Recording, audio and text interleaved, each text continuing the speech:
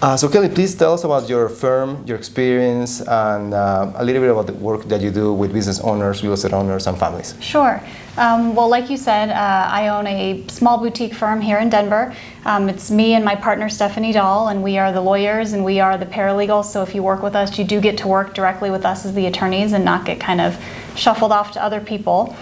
We do specialize in estate planning, business law, meaning kind of formation of your entity, putting all those documents together, and then for business owners to be able to go in and review any contracts, independent contractor agreements, leases, things of that nature for our clients.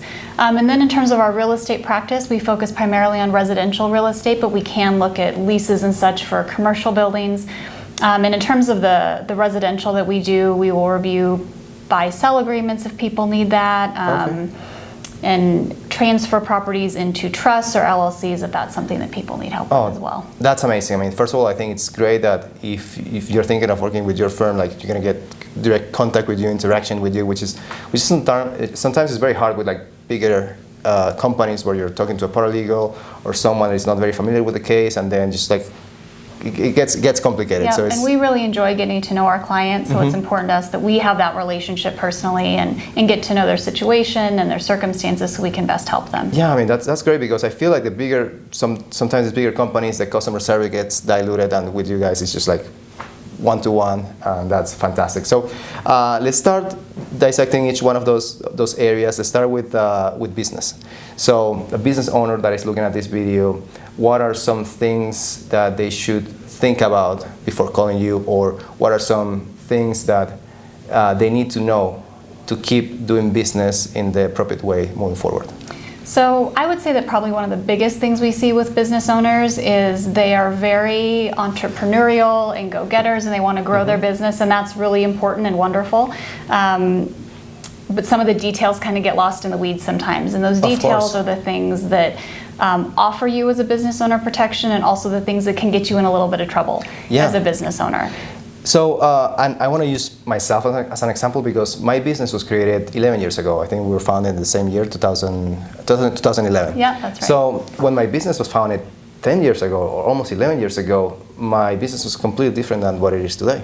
But honestly, I haven't reviewed those documents in 10 years, 11 years, so I don't know if I need to make some adjustments to those original documents to maybe find a way to operate in a more efficient way or reduce my liability. So, and I feel that's the same case with many owners that they just registered their LLC, their S Corp, C Corps, they started doing business, they started growing, and then 10 years, 15, 20 years later, they're still operating the same way. So I think a review should be very beneficial for them, right? Absolutely. Well, as a starting point, I'm happy to hear you have documents. A lot of people don't even have documents. You know, setting up an LLC or something like that on the Secretary of State website is a good starting point, but there's a lot of other work that needs to be done to make certain that you have all the protection you need in terms of operating agreements and things of that nature.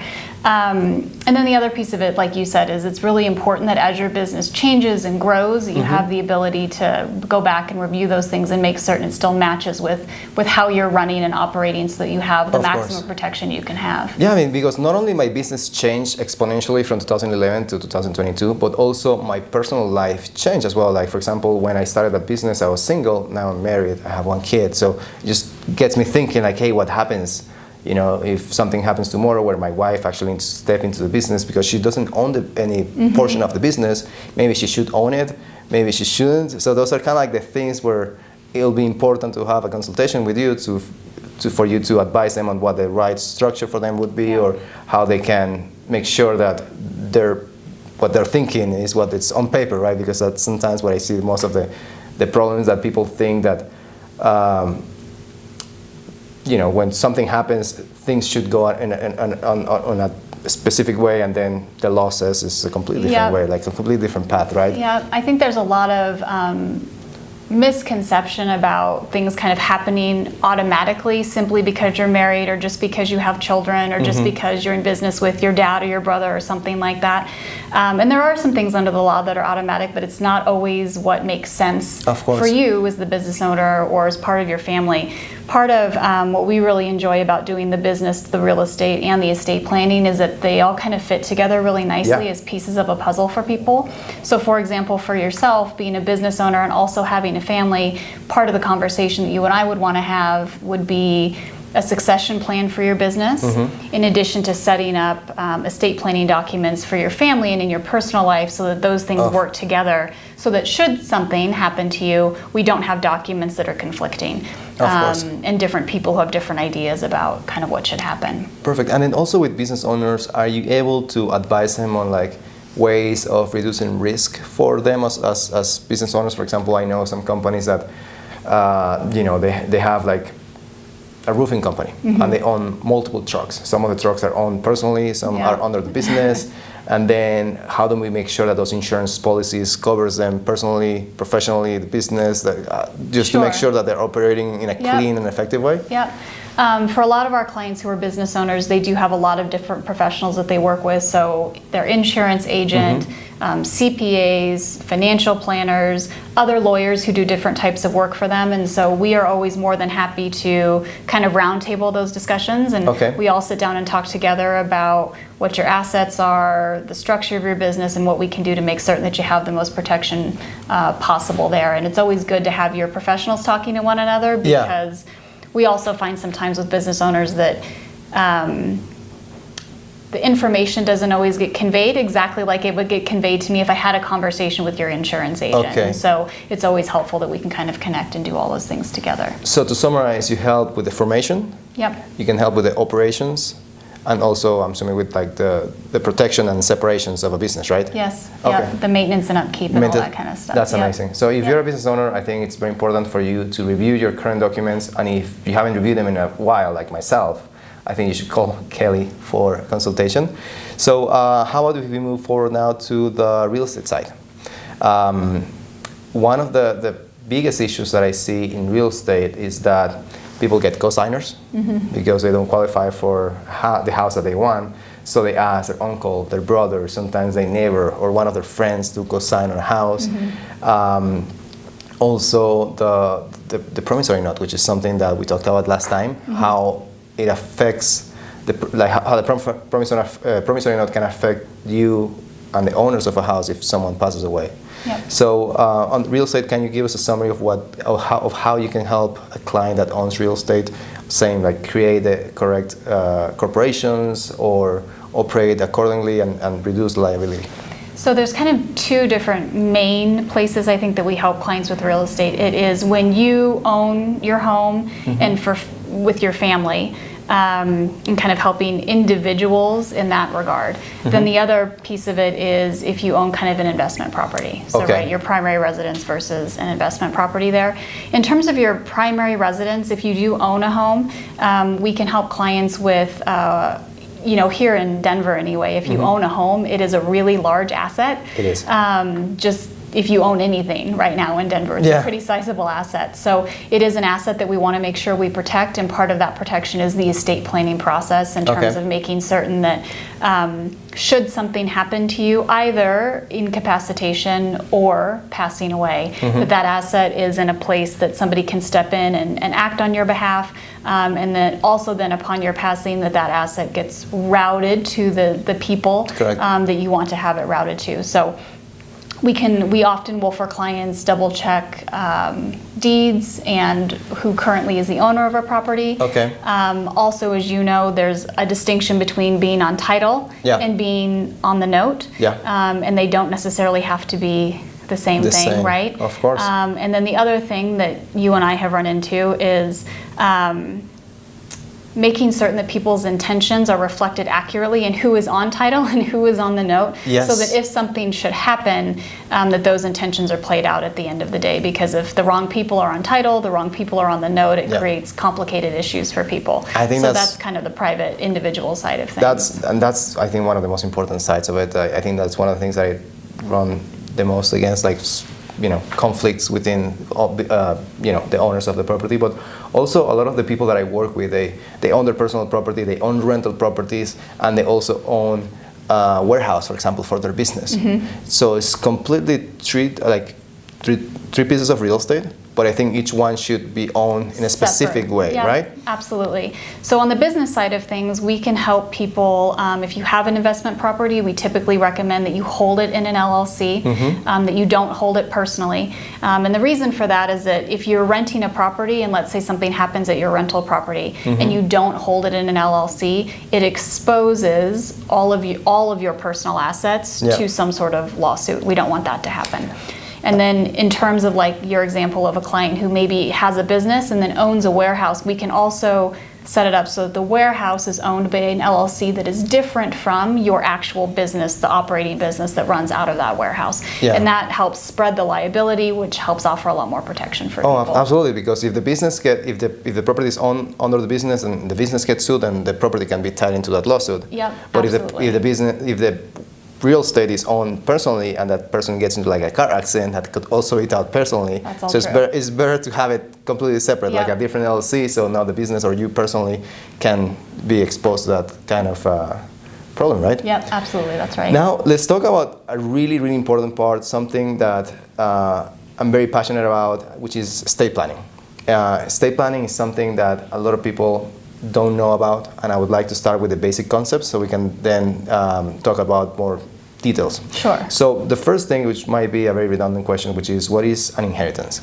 So inheritance is kind of a general term used for when you as a beneficiary receive money, assets, something from a loved one, a friend, whomever that might be. Okay. And that can either be through documents that they set up, so a trust or a will, or strictly through the probate process, which is when the courts kind of step in and handle somebody's estate. Okay, because most people think like, hey, if I pass away, I have kids, everything I own, they're gonna keep, right? And then they just never think about just creating a document.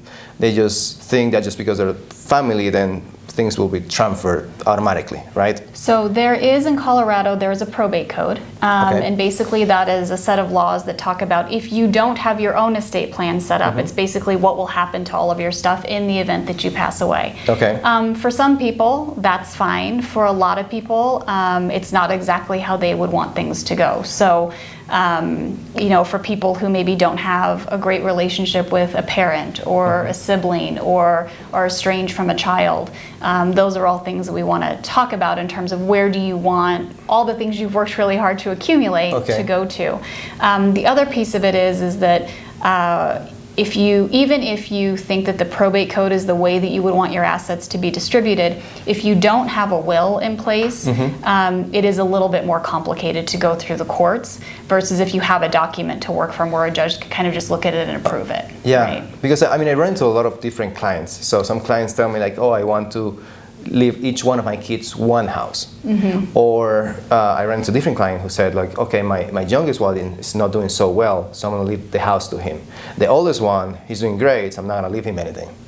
But they never took the time to write that into a will, so if they pass away tomorrow, then none of his plans are gonna become a reality because the code might say something different. Right, absolutely. And then every state, I'm assuming, has a different probate code. So Colorado has adopted the Uniform Probate Code, which many states have adopted, so there is some consistency there, but you're correct in thinking that every state is not necessarily the same, and so that's the other piece of it is that if you own, let's say you're a Colorado resident, but you own a rental property in Florida, for example. I'm just going to pick on Florida for a minute, because Florida, in my experience, has some laws that are very different than Colorado. But you may want to, if you own a property in Florida and you pass away here without a trust, for example, in place, you have to open probate here in Colorado and an ancillary probate in Florida to deal with that property. So that can get cumbersome and expensive, and you've got to hire a Florida lawyer and a Colorado lawyer, and so it can get to be a little bit much. I bet. So to summarize, probate is basically the legal process of transferring ownership of assets, of property or personal property from one person to the beneficiary? Correct. Through the courts? Yep. Okay. Right. So, and then a will, would you say, is kind of like a set of instructions for the transfer of properties? Yes, that's exactly what it is. Okay. You do still go through probate if you have a will. Okay. But as you can imagine, it's a lot easier when a court can just look at your instructions and say, that looks good, great, rather than having to go in and figure out, well, who's going to be your personal representative? Or who's going to be, even worse, the guardian of your children, right? If you have minor children at the time of your passing. It's a lot easier if a court can just look at your plan, say, that looks great, stamp it, and everybody can move on with life, versus having to kind of really intervene and figure all that stuff out for you. So, thinking of, let's say, myself or many of my clients, let's say, most of the money is in one personal account, let's say my account, and then I pass away tomorrow. And my wife doesn't have access to my account. She doesn't have the login for the bank. She's not a signer in the account. If I don't have a will or a trust, how long does it usually take for her to get access to that money? Because she's going to have to pay bills. She's going to have to pay the mortgage. There's going to be multiple things, multiple expenses through that process, that if all the money is held in my account, it could be cumbersome, right? So the issue becomes, in order for anybody, whether it's your wife or somebody different, to step in and act as though they're you, that's the personal representative or the executor of your estate, a court has to approve whoever that is. But part of that approval process is other people who might, under the law, have a right to act as that personal representative, have the ability to step in. So even if your wife starts the probate process and says, I would like to be the personal representative, in theory, other people can step forward and say, well, I don't think wife should be the personal representative. I want to be the personal representative. And so all of that, as you can imagine, slows things down quite a bit. And to be really honest, the courts are doing what they can, but they are busy, they are congested, and so you're just beholden to the court and their schedule in terms of how quickly all of that can happen for you. Yeah, and especially during the last couple of years, COVID, I'm assuming that delay everything even further, right? A lot. So, I mean, if you're a family, you don't have a will, you don't have a trust, you can get into a lot of trouble if you don't have one set up, because you might have it might take a while for you to be able to have access to that money in that specific bank account, or if you cannot afford to keep the payments of the house, to sell that house. I mean, your ability to make decisions and figure out the situation is very reduced by not having a will or a trust. Yeah, and we help clients often going through the probate process to get access to everything they need to, but as you can imagine, banks, financial institutions are really reluctant to, without all of the proper documentation, all of the T's crossed, all the I's dotted, to give access to that kind of thing. So going back to will and trust, so we said will is more of a set of instructions for how property should be transferred, right? But then a trust, you can take a lot more things into account, like for example, kids, incapacitation, and I'm assuming there's a lot more benefits from having a trust and a will than just having a simple will, right? The biggest difference between a will and a trust is that if you have a trust put into place, you have the ability to control assets even after you pass. And what I mean by that is, when you have a will, you can control how your estate is divided up, but it is an immediate outright distribution to those individuals. It's a one-time exchange of property, if you will. Versus in a trust, you have the ability to control that into the future. So for example, I'm just going to use you as an example. If you have minor children, you could set up a trust that says, I would like for my children to have a distribution of $5,000 when they graduate from college, a distribution of $25,000 to put towards a down payment for their first home. I don't want my children to have a huge lump sum of cash when they're 20 years old, right? I want that to be spread out, and so they get 25% when they're 25, and then another 25% when they're 30, another 25% when they're 35, and then the final distribution at 40. So you can control over all of that through a trust. You cannot do that with a will. It's just a one-time, so you could decide, I want it to be equally distributed amongst my children, but they're going to get an outright distribution, a lump sum of money or assets or what have you.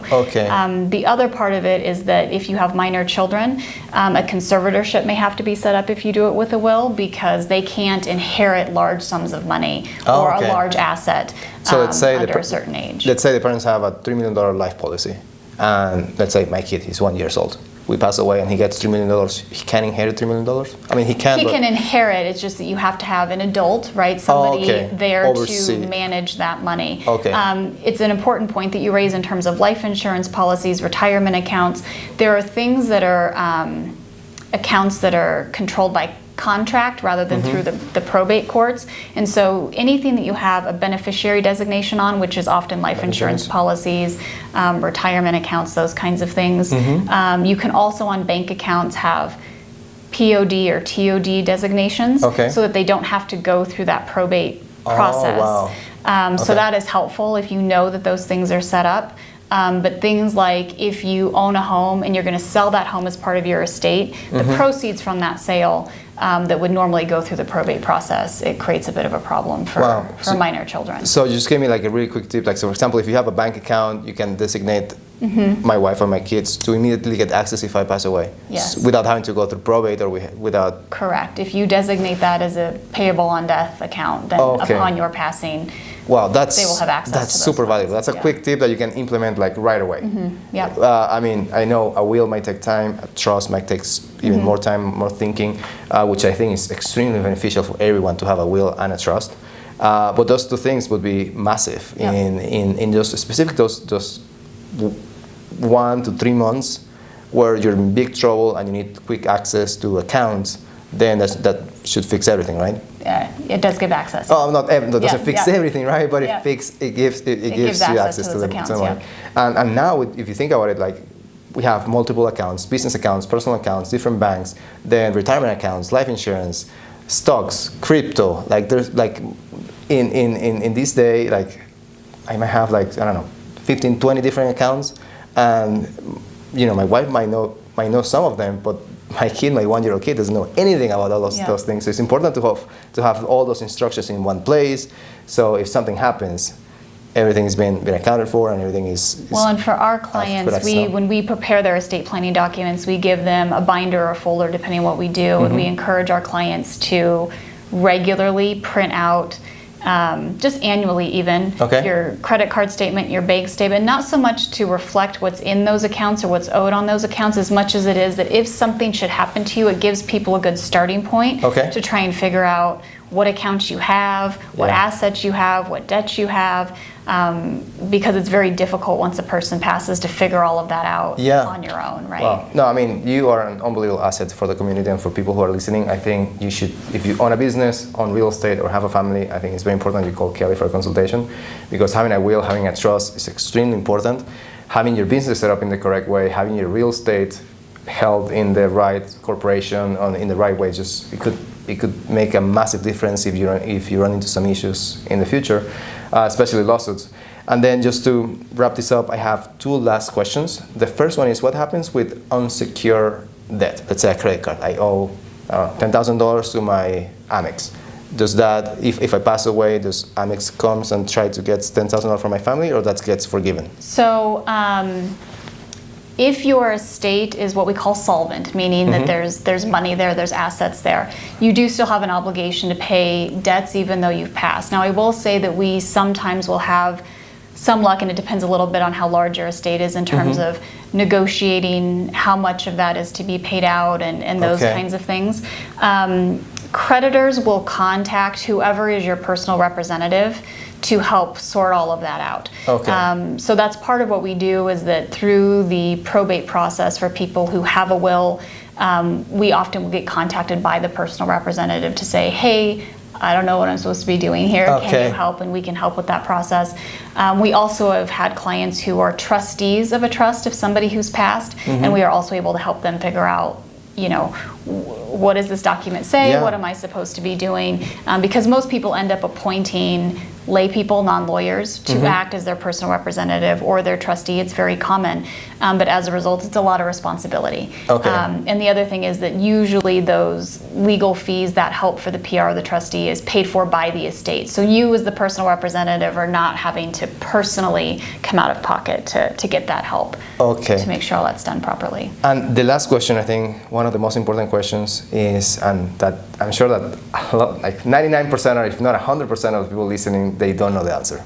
It's like, and the question is the following: promissory note. When you buy a property, you get a loan, and then the promissory note has a clause that says what happens if you pass away, right? Like, if you're not on the note or in the deed, can you keep making that payment, or the bank is going to request that payment in full? So there is the kind of strict legal answer, which is you have to follow, right, the terms of whatever those loan documents are. So technically, when there's a transfer of ownership, which would include transferring a property into an LLC, or somebody passing away and somebody inheriting the property, that is a change in ownership, and so that could trigger the kind of balloon payment, if you will, or the immediate payment of what's ever due on the note. Okay. That being said, and you probably have experience with this also, you know, banks tend to be in the business of they want the loan repaid. They're not trying to own property. Yeah. And so to go through the foreclosure process or that transfer process is very cumbersome and not really what they want. So for us, if we transfer property into a trust, we have yet to see a bank actually go forward on that repayment, immediate repayment. Part of that is because as the settlor, the person who started the trust, it's not really a transfer of ownership. Of course. It's a little bit trickier when we start putting it into an LLC. Now it's a little bit different, I suppose, if you're the owner of the property and then you're the only member of the LLC, that could be different as well. But typically when people pass, they're going to find out at some point in time, and that usually prompts them wanting to refinance at a minimum from our experience. So maybe you're not going to lose the property, but you do have to have somebody to be able to step in and refinance that property. Yeah, I mean, but my point is you should know what the promissory note that you sign, what's going to happen if something happens. Like you should know those details. And that's my point. Like I don't think a lot of people know exactly what's happening, because I have a lot of clients who buy a property and then I'm going to transfer it into an LLC once I turn it into a rental, or I'm going to transfer it into a trust, or if something happens to me, it doesn't matter. My wife is able to keep making the payments even though I'm the only one in the deed or the promissory note. So that can trigger some problems. Absolutely. So you got to read the fine print. That's my point. Lawyers love the fine print. And that's exactly what I was about to say. Like I think it's so valuable to have you as counsel, as a lawyer, to review that fine print. And again, I think it's great that if someone decides to work with you, they're going to be directly working with you or Stephanie. There's not going to be any middle person, paralegals. And I think it's great when you get the owner of the company to be the main person that you work with, because the customer service is much better, and the questions gets the best. You get the best answers also as well. Yeah, that's our hope. Awesome. So thank you very much for coming today. I really appreciate your time, and I hope the people that saw this video call you, because business owners, real estate owners, families, you need to have a lawyer like Kelly to make sure that you're operating, that everything is planned accordingly to your needs and to the way you foresee the future. So just give her a call if you have any questions. We'll leave the information below. And again, if you have any questions, they can reach out directly to you, right? Absolutely. Thank you so much. I'd love to be able to help. Thank you, Kelly. Really appreciate it. Thank you. All right. Thank you, guys.